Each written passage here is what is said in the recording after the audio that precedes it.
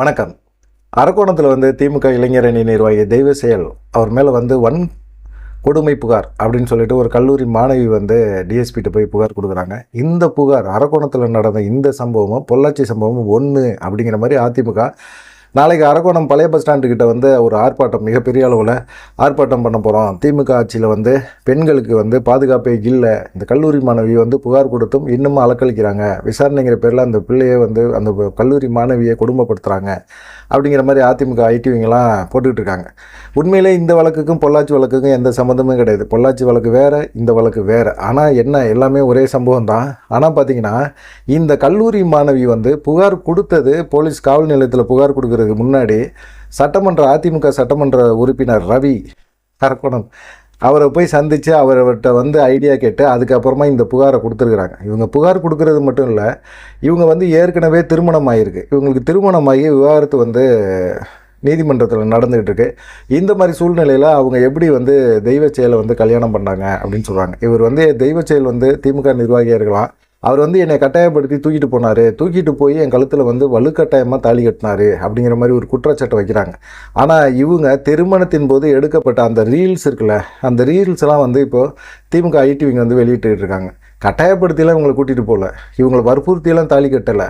ஆனால் இவங்க அந்த சமயத்தில் ரீல்ஸில் தெய்வச்செயலோடு சேர்ந்து டான்ஸ் ஆடுறது இந்த இதெல்லாம் பார்க்கும்போது இவங்க விரும்பி தான் அவரை கல்யாணம் பண்ணியிருக்கிறாங்க அப்படிங்கிற மாதிரி இருக்குது. அது இல்லாமல் இவங்க விரும்பி கல்யாணம் பண்ணாங்க அப்படிங்கிறத தாண்டி அவங்க சொல்கிற மிகப்பெரிய குற்றச்சாட்டு என்னென்னா, அமைச்சர் அன்பில் மகேஷ் பொய்யாமொழியோட உதவியாளர் உமா மகேஸ்வரனுக்கு என்னை கூட்டி கொடுக்க பார்க்குறாரு அப்படிங்கிற மாதிரி குற்றச்சாட்டெல்லாம் வைக்கிறாங்க. ரொம்ப ஓப்பனாகவே வைக்கிறாங்க. என்னடா இது இவ்வளோ பெரிய மோசமாக இருக்குது. ஏற்கனவே ஞானசேகரனை அவர் இந்த அண்ணா பல்கலைக்கழகத்தில் பேசினார், அதில் அமைச்சர் மா சுப்பிரமணியன் மாட்டியிருக்காரு அப்படிங்கிற மாதிரி இருக்கும்போது இப்போ அமைச்சர் அன்பில் மகேஷ் பொய்யாமொழியை இந்த இதுக்குள்ளே கொண்டு இணைச்சிக்கிட்டு இருக்காங்களே, என்ன இது? காவல்துறை என்ன நடவடிக்கை எடுத்துக்கிட்டு இருக்குது? அதிமுக அலங்கோல ஆட்சிக்கு அரக்கோணமே சாட்சி அப்படிங்கிற மாதிரி அவங்க ஒன்று பேசிகிட்டு இருக்கிறாங்க.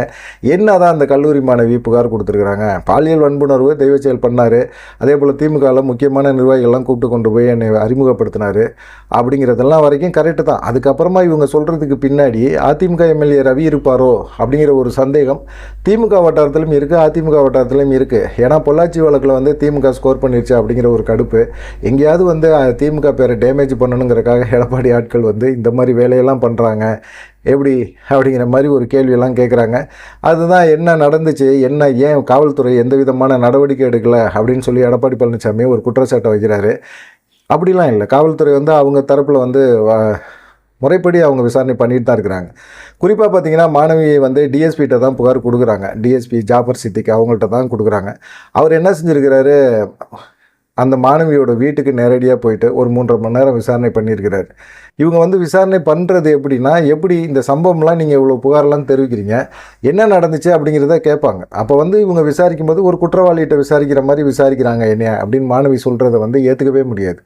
எப்படி குற்றவாளிகிட்ட அவங்க விசாரணையே அப்படி தான் இருக்கும். ஒரு பெண் என்னை கற்பழிச்சிட்டாங்க கெடுத்துட்டான்னு எப்படி கல்யாணத்துக்கு சம்மதிச்சாங்க, விருப்பப்பட்டு கல்யாணம் பண்ணிக்கிறாங்க, அப்புறமா என்னை வன்புணர்வு பண்ணா அப்படின்னு சொன்னால் அது எந்த விதத்தில் ஏற்றுக்க முடியும்? ஏற்கனவே ஒரு வழக்கு, டைவர்ஸ் வழக்கு, விவாகரத்து வழக்கு நிலுவையில் இருக்கும்போது எப்படி இவங்க திருமணம் பண்ணாங்க அப்படிங்கிற ஒரு கேள்வியே வருது. இப்போ டிஎஸ்பி ஜாஃபர் சாதிக்கு போய் அவர் நேரடியாக விசாரணை பண்ணுறாரு. பண்ணும்போது அவர்கிட்ட என்னை ஒரு குற்றவாளி போல் விசாரிக்கிறாங்க அப்படின்னு இந்த பாதிக்கப்பட்ட ஒரு பெண் சொல்கிறது அவங்க ஒரு வீடியோ கூட சமூக வலைதளங்களில் விட்டுருக்குறாங்க. அதெல்லாம் பார்க்கும்போது எப்படி அப்புறம் டிஎஸ்பி எப்படி விசாரிக்கணும்? பிரியாணி வாங்கி கொடுத்துட்டு சாப்பிடுமா, நல்லா தூங்கி ரெஸ்ட் எடுத்துட்டு நீ எப்போ ஃப்ரீயாக இருக்கிற, உன் மனசு ரிலாக்ஸாக எப்போ இருக்குதோ அப்போ சொல்லுமா, நான் விசாரணை பண்ணுறேன் அப்படின்னு நான் சொல்லுவாங்க. அவங்க ஒரு டைம் ஒதுக்கி வர்றாங்க அப்படின்னா விசாரணை பண்ணுவாங்க. விசாரணை பண்ணுறதுல பலதரப்பட்ட கேள்விகளை கேட்பாங்க. அப்படி கேட்கும்போது குற்றவாளிகள் உண்மையான சம்பவத்தை சொல்லணும். பொள்ளாச்சி வழக்கில் அப்படி தான் பாதிக்கப்பட்டவங்கள்ட்ட சிபிஐ விசாரணை பண்ணும்போது அவங்க உண்மையாக மனசு திறந்து சொன்னனால தான் குற்றவாளிகள் எல்லாமே ஆயுள் தண்டனை வாங்கினாங்க. அந்த மாதிரி இந்த சம்பவத்தில் உண்மையை என்ன அப்படிங்கிறத சொல்ல வேண்டியது தானே. அப்புறம் என் மேலே குற்றச்சாட்டை திருப்புறாங்க, என் மேலே நான் தான் அதுக்கு குற்றவாளிக்கு உடந்தையாக இருந்த மாதிரி சொல்கிறாங்க அப்படிங்கிற மாதிரி இவங்க பேசுகிறாங்க. இவங்க என்ன செய்கிறாங்க, 2 நாளைக்கு முன்னாடி ஒரு டிஜிபி அலுவலகத்தில் போய் புகார் கொடுக்குறாங்க. அது வரையும் காவல் நிலையத்தில் சிஎஸ்ஆரே போடலை, தெய்வ செயல் வந்து சாதாரணமாக சுற்றிக்கிட்டு இருக்கிறான் அப்படிங்க. இவங்களோட நோக்கம் என்ன? இவங்க வந்து ஒரு புகார் கொடுக்குறாங்க, என்னை கற்பழிச்சிட்டான், போயிட்டான், வந்துட்டான். இது ஆக்சுவலாக வந்து புருஷன் பொண்டாட்டி தகராறுங்கிற மாதிரி தான் வரும். ஆனால் இவங்க வந்து என்ன நினைக்கிறாங்க, என்னை மேலே வன்புணர்வு பண்ணிட்டான், என்னை கட்டாயப்படுத்தி திருமணம் பண்ணிட்டான், அப்புறமா அவங்களுடைய திமுக கட்சி நிர்வாகிகளுக்கு, அதுவும் அன்பில் மகேஷ் பொய்யாமொழியோட உதவியாளர் உமா மகேஸ்வரனுக்கு சப்ளை பண்ண பார்த்தாரு, அப்படி இப்படிலாம் இவங்க புகார் கொடுத்துருக்காங்க. இதுலலாம் ஏதாவது உண்மைத்தன்மை இருக்கணும்ல, அதை தான் விசாரிப்பாங்க. இப்போ காவல்துறை விசாரிப்பாங்க. எனக்கு வந்து நான் புகார் கொடுக்குறேன், டிஜிபி அலுவலகத்தில் புகார் கொடுக்குறேன், 2 நாள் ஆச்சு, சிஎஸ்ஆர் நகல் கொடுக்கல, அவன் சும்மா சுற்றிக்கிட்டு இருக்கான் தெய்வ செயல் அப்படின்னா அது என்ன பண்ண முடியும்? விசாரணைங்கிறது நடத்திக்கிட்டே தான் இருப்பாங்க அப்படிங்கிற மாதிரி தான் இருக்குது. சரி, அதை தாண்டி பார்த்திங்கன்னா இப்போ நேற்று காலையில் இன்ஸ்பெக்டர் விஜயலட்சுமி அவங்க என்ன செஞ்சுருக்கிறாங்க, அவங்க வந்து இந்த பொண்ணுக்கு வந்து ஃபோன் பண்ணிவிட்டு வீட்டுக்கு நான் வரேம்மா, விசாரணை பண்ணணும் அப்படின்னு சொல்லிட்டு ஸ்டேட்மெண்ட் எடுக்கணும் அப்படின்னு சொல்லிட்டு போயிருக்காங்க. ஒரு 4 மணிக்கு போயிருக்காங்க, சாயந்தரம் 4 மணிக்கு போயிருக்காங்க. ஸ்டேட்மெண்ட் எடுக்கிறாங்க. அவங்களுக்கு வந்து ஒரு குறிப்பாக ஒரு கட்சி நிர்வாகி மேலே ஒரு ஏதாவது ஒன்று நம்ம வந்து புகார் எடுக்கிறோம்னா டகார்னு எடுக்க முடியாது. பொள்ளாச்சி வழக்கெல்லாம் அப்படி தான். அவங்க வந்து ஒரு புகார் கொடுத்தப்போ கிட்டத்தட்ட ஒரு 12 நாள் கழித்து தான் எஃப்ஐஆரே போட்டாங்க. அதுக்கு பின்னாடி பார்த்திங்கன்னா ஜனநாயக மாதர் சங்கம் இறங்குச்சு. அதுக்கப்புறமா தான் பார்த்திங்கன்னா அவங்க இறங்கி போராடும்போது தான் அதில் வந்து ஏகப்பட்ட பேர் பாதிக்கப்பட்டிருக்காங்க, வீடியோ எடுத்திருக்கிறாங்க. நிறைய பெண்கள் வந்து ரொம்ப இது பண்ணியிருக்கிறாங்க அப்படிங்கிற மாதிரி தெரிஞ்சுது. அந்த அண்ணா விட்டுருங்கண்ணா அப்படின்னு பெல்ட்டில் அடிக்கிற அந்த விஷயம்லாம் பார்த்திங்கன்னா நிறைய பேர் நொந்தே போயிட்டாங்க அந்த வீடியோலாம் வெளியே வந்தப்போ. அப்படிப்பட்ட ஒரு சூழ்நிலையில் இந்த விஷயமும் அந்த விஷயமும் ஒன்றும் கிடையாது அப்படிங்கிறதான் போலீஸ் வந்து விசாரணை பண்ணணும். அதே போல் தான் இன்ஸ்பெக்டர் விஜயலட்சுமி போய் இவங்க ஏற்கனவே அவங்கள பற்றியே புகார் சொல்லியிருந்தாங்க. மகளிர் இன்ஸ்பெக்டர் வந்து எனக்கு சரியாக வந்து நடவடிக்கை எடுக்கலை, சரியாக வந்து என்கிட்ட விசாரணை பண்ணலை அப்படின்னு சொன்னாங்க. சரி, போலீஸ் ஸ்டேஷனில் வச்சு தானே உனக்கு விசாரிக்கலைன்னு சொல்கிறேன், வா வீட்டுக்கே வரேன்னு சொல்லிட்டு 4 மணிக்கு போனவங்க 7:30 8 மணி வரைக்கும் விசாரணை பண்ணியிருக்கிறாங்க. ஸ்டேட்மெண்ட் எடுத்துருக்கிறாங்க. ஸ்டேட்மெண்ட் எடுத்த விஷயங்களை வந்து அந்த பொண்ணு சொன்ன எல்லா விஷயங்களையும் வந்து அவங்க எழுதிக்கிறாங்க. அப்படி எடுத்துக்கிட்ட போது பார்த்திங்கன்னா அதை வீடியோவும் எடுத்திருப்பாங்க கண்டிப்பாக. ஆனால் அந்த பொண்ணுகிட்ட போகும்போது இந்த மாதிரி பாதிக்கப்பட்ட விஷயங்கள் இப்படி சொல்லியிருக்கேமா, இது வந்து வெளியே சொல்லாத, ஸ்டேட்மெண்ட் எடுத்து சொன்ன விஷயங்களை வெளியே சொல்லாத, அது ஒரு சீக்ரெட்டாக வச்சுக்கணும் அப்படிங்கிறது காவல்துறையோட நினைப்பாக இருக்கும். அதை வந்து இவங்க என்ன சொல்கிறாங்க, எப்படி வந்து இன்ஸ்பெக்டர் வந்து வெளியே சொல்லாதேன்னு சொல்லிட்டு போகிறாங்க அப்படிங்கிற மாதிரி ஒரு கேள்வியையும் அந்த பொண்ணு சொல்லியிருக்கு. இதெல்லாம் பார்க்கும்போது ரொம்ப கஷ்டமாக இருந்துச்சு. சரி, அப்புறமா இன்ஸ்பெக்டர் மகாலட்சுமி இந்த இதை டீல் பண்ணிவிட்டு அவங்க போயிட்டாங்க. போன பிறகு டிஎஸ்பி ஜாபர் சாதிக்கு ஒரு 5:30 மணிக்கு வந்திருக்கிறார். ஏம்மா நீ வந்து வீடியோ போடுற, செய்தியாளர்கிட்ட சொல்கிற, எல்லாமே சொல்கிற, சரி சந்தோஷம்தான்.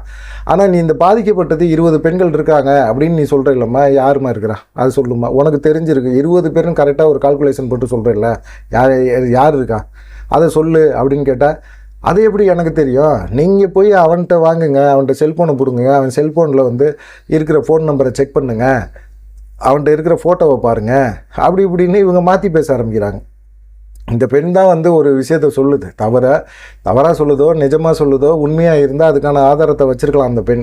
ஆனால் 20 பேரை வந்து அவன் கெடுத்தான், 20 பேர் வாழ்க்கையை கெடுத்தான் அப்படின்னா யாருமா உனக்கு சொன்னா அப்படின்னா, பாதிக்கப்பட்ட பெண்கள் சிலர் வந்து என்கிட்ட பேசினாங்க அப்படின்னு சொல்லுது.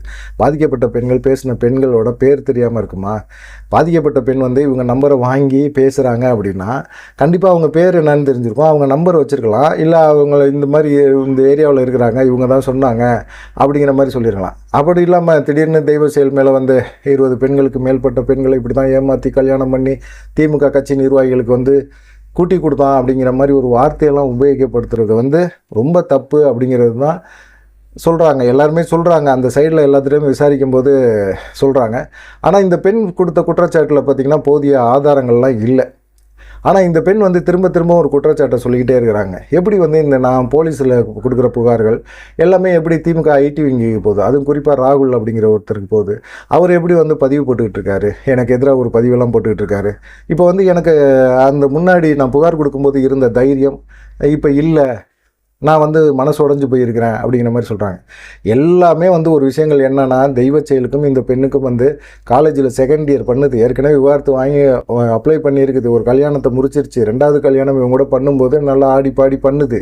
ஆனால் எல்லாமே பண்ணிவிட்டு கடைசியில் பிரச்சனை பஞ்சாயத்து பிரியக்கூடிய ஒரு சூழ்நிலை வரும்போது அந்த பிரிவை கூட அவங்களால ஏற்றுக்க முடியாமல் அவன் மேலே ஒரு குற்றச்சாட்டை சொல்கிறாங்க. தப்பே தெய்வ செயல் மேலே இருக்கலாம், தப்பு இருக்கலாம். அதை வந்து முறைப்படி வந்து காவல் நிலையத்தில் கொடுக்கலாம். காவல் நிலையத்தில் இருக்கிறவங்களுக்கு வந்து இந்த பெண்ணோட கல்லூரி மாணவி அப்படிங்கிற ஒரு அந்த ப்ளஸ் பாயிண்ட்டை மட்டும் வச்சுக்கிட்டு இவங்க இதை மட்டுமே விசாரிக்கணும் அப்படிங்கிற ஒரு விஷயமே இல்லை. அரக்கோணத்தில் வந்து பயங்கரமான பிரச்சனைகள்லாம் நிறைய நடக்கும்.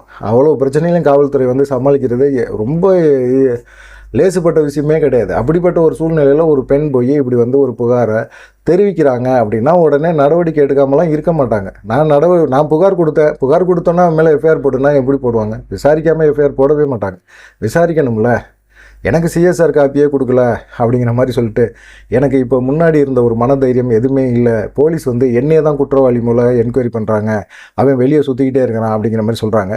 கண்டிப்பாக வந்து தெய்வ செயல்ட்டு மேலேயும் போலீஸார் விசாரணை பண்ணியிருப்பாங்க, விசாரணை பண்ணிட்டு தான் இருப்பாங்க. இதுக்கு வந்து உண்மையான ஆதாரங்கள் இருக்கணும். ஆனால் இதுக்குள்ளே என்ன செய்கிறாரு, பின்னாடி எம்எல்ஏ ரவி இருந்து தான் இந்த பெண்ணை தூண்டி விட்றாரு அப்படிங்கிற ஒரு பேச்சுமே இருக்குது.